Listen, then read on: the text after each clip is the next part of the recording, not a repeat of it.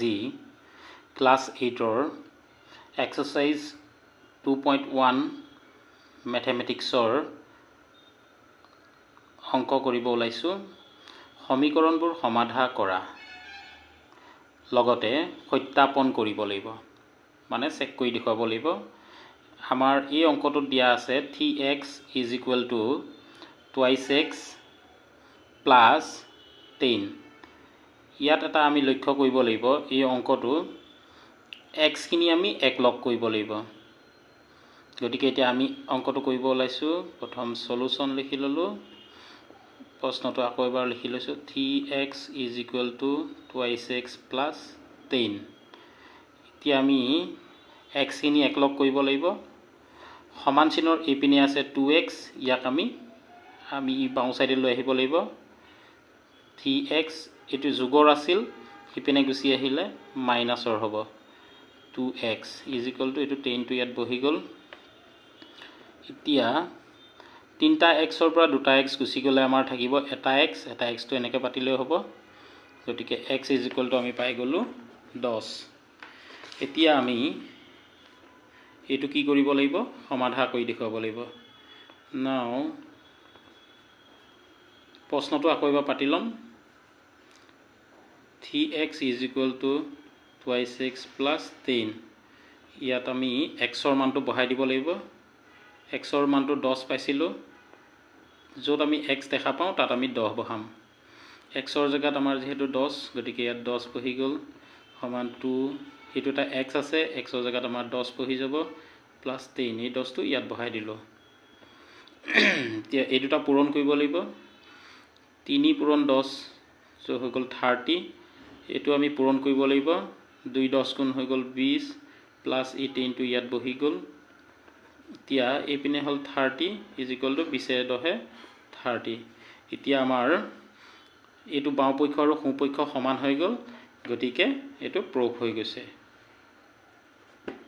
এইটো এটা অংক আমাৰ। এতিয়া আমি এনেকৈ 2 নম্বৰটো কৰিব ওলাইছোঁ। 2 নম্বৰটো আছে 5t - 3 = 3t - 5।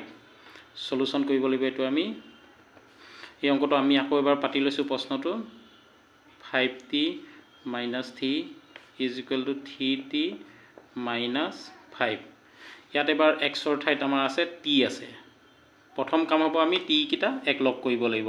ইয়াত 5টা t আছে আৰু সমান চিহ্ন এইপিনে 3টা t আছে। প্ৰথম tটো আমি এই পাই লৈ আহিব লাগিব, একলগ কৰিব লাগিব। 5t টো যোগৰ আছিল, সমান চিহ্ন এই পাৰে আহি গ'লে মাইনাছৰ হ'ব। 3t = সমান চিন বহি গ'ল, -5টো ইয়াত আহি গ'ল। এইটো মাইনাছৰ 3 আছিল, সমান চিহ্ন সিপিনে গুচি গ'লে আমাৰ প্লাছৰ 3 হ'ব। 5t পৰা 3t গুচি গ'লে থাকি যাব 2t = এতিয়া এইটো আছে মাইনাছৰ 5 আছে, এইটো প্লাছৰ 3 আছে। এটা বিয়োগত আছে, এটা যোগত আছে। তেতিয়া আমি এইটো ডাঙৰটোৰ পৰা সৰুটো বিয়োগ কৰিব লাগিব। 5ৰ পৰা 3 গ'লে থাকি গ'ল আমাৰ 2। যিহেতু মাইনাছৰটো ডাঙৰ আছিল, 5টো মাইনাছৰ আছিল, গতিকে মাইনাছ চিন এডাল আমাৰ ইয়াত বহি যাব। এতিয়া tটোৰ লগতে আমাৰ 2 আছে, গতিকে এইটো পূৰণ হৈ আছে। সিপিনে আমাৰ সমান চিহ্ন সিপাৰে গুচি গ'লে এইটো হৈ যাব হৰণ। এতিয়া এইটো কাটা গ'ল, উত্তৰটো হৈ গ'ল t মানটো আমি পাই গ'লোঁ -1। t মানটো আমি পাই গ'লোঁ -1। এতিয়া আমি বস্তুটো চেক কৰি চাব লাগিব। নাও প্ৰশ্নটো আকৌ এবাৰ পাতি ল'ম। 5t - 3 = 3t - 5।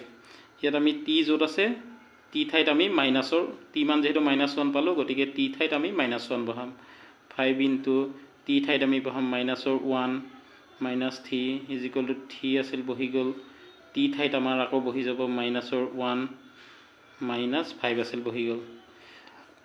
এইটো পূৰণ কৰিব লাগিব। 5 × 5 হ'ল, মাইনাছ আছিল, গতিকে মাইনাছ বহি গ'ল। এইটো মাইনাছ আছে, -3 আছিল, 3। এইটো পূৰণ কৰিব লাগিব। 3 × 3 হৈ গ'ল, মাইনাছ আছিল, গতিকে মাইনাছডাল বহি যাব। মাইনাছৰ 5 আছে, ইয়াতো বহি গ'ল। এতিয়া আমাৰ মাইনাছৰ 5টা, মাইনাছৰ 3টা, টোটেল মাইনাছৰ হৈ গ'ল 8টা। একেই এইপিনেও হৈ গ'ল, -3টা, -5টা, অল টুগেদাৰ -8 এইটো হৈ গ'ল আমাৰ প্ৰুফ বাওঁ পক্ষ আৰু সোঁ পক্ষ সমান হৈ গ'ল গতিকে এইটো প্ৰমাণিত হৈ গৈছে আমি 3 নম্বৰ অংকটো কৰিব ওলাইছোঁ প্ৰথম আমি সলিউশন লিখি ললো প্ৰশ্নটো আকৌ এবাৰ পাতি ললো 5x + 9 = 5 + 3x এই অংকটো একেই হ'ব এইটো 5x আছে এইপিনে 3x আছে গতিকে এই দুটা লগ কৰিব লাগিব 5x এইটো যোগৰ আছিল সমান চিহ্ন এই পাৰে গুচি আহিলে হৈ যাব মাইনাছৰ এইটো 5 আছিল ইয়াত বহি গ'ল এইটো সংখ্যাকেইটা আমি ইপাৰলৈ লৈ যাম 9টো যোগৰ আছিল সমান চিহ্ন সিপাৰে গুচি গ'লে মাইনাছৰ হ'ব 5t পৰা 3টা t গুচি গ'লে থাকি যাব 2টা t x হ'ব সৰি 5x ৰ পৰা 3x মাইনাছ হ'লে আমাৰ 2x থাকি গ'ল এতিয়া এইটো আছে আমাৰ যোগৰ আৰু 9টো হৈছে বিয়োগৰ এটা যোগৰ এটা বিয়োগৰ থাকিলে আমাৰ ডাঙৰটোৰ পৰা সৰুটো বিয়োগ কৰিব লাগিব 9 পৰা 5 গুচি গ'লে 4 থাকিল তে মাইনাছৰটো যেহেতু ডাঙৰ আছিল গতিকে আগত আমাৰ মাইনাছ চিহ্নটো বহি যাব x টো বহি গ'ল 2টো ইয়াৰ লগতে আছে মানে পূৰণ আছিল সমান চিহ্ন হিপিনে গুচি গ'লে এইটো হৰণ হৈ যাব এইটো কাটা গ'ল দুবাৰ এতেকে আমি x ৰ মানটো পাই গ'লো -2